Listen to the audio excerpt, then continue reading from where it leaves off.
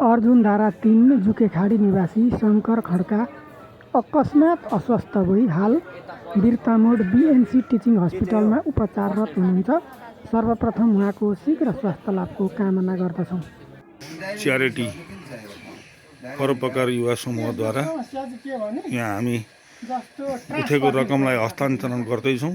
यो मैले जानकारी गराएँ। सबै भद्र भलादमी बुद्धिजीवी सबैजना बसेर यसरी हामीले यो रकम आज घर परिवारमा ल्याएर यसरी हामी यो हस्तान्तरण गर्ने।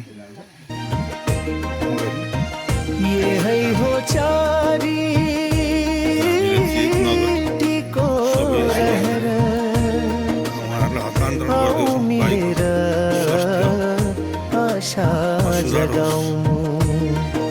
सबैलाई साथ सूर्य बनाऊं, हातहरू मिल्दा संसारै सुन्दर बन्छ।